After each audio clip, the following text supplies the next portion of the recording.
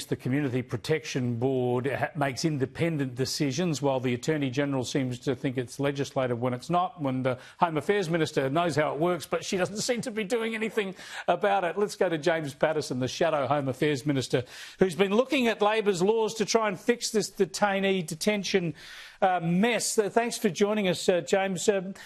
You've issued a report today. You're saying you're going to support the government's legislation. You think it could help fix the problem, but you're worried about some unintended consequences.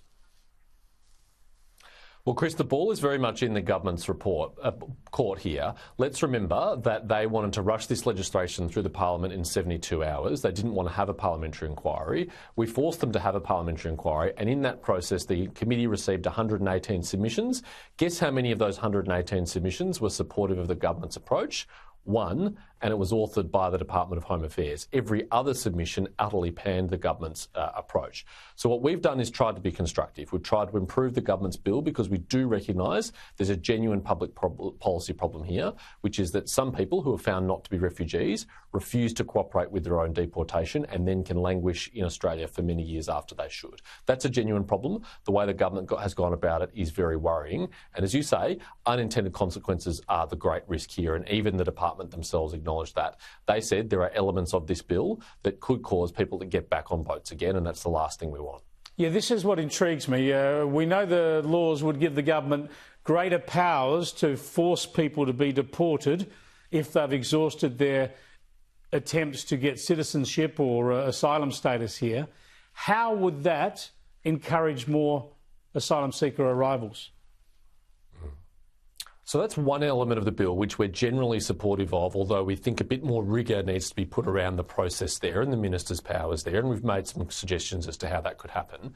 It's the other part of the bill that I think is more likely to contribute to that problem, which is the power of the minister to declare a country as a removal concern country, that is, a country which we cannot return people to easily, and therefore ban all visa applications from residents of that country with some very limited exceptions. So that means no tourist visas, no student visas, no skilled visas, no business visas, no family visas. A whole range of visas are going to be blocked, unless there's an exception. Now, the reason why that's a problem is many people try to come to this country lawfully with a visa, and then when they're on shore apply for protection. If they can't even do that, it may lead them to think that the only way to get to Australia, if they're determined to do so, is to get on a boat. And I'm sure that's what people smugglers will tell them. Now, if you are going to create that risk, then you have to combat that risk. And we think you have to combat that risk by restoring Operation Sovereign Borders in full, and that includes temporary protection visas, by restoring funding to Operation Sovereign Borders instead of their planned cut of $436 million. And you have to get aerial surveillance and on-water surveillance back up again to the levels that they were under the previous government. They've dropped like a stone under this government, and that's why boats are sneaking through all the time. Yeah, that's the critical points you're making. You're demanding the restoration of those funding and those patrols, but critically also the restoration of temporary protection visas. That's going to be a tough one for Labor to deal with. We'll see what plays out in Parliament. It's timely, though, because, as I mentioned at the top of the show, news reports just late this afternoon suggesting that, or confirming, that 5 men have been apprehended in the Torres Strait. Apparently, African asylum seekers coming to Australia via Indonesia and Papua New Guinea. Again, this is concerning.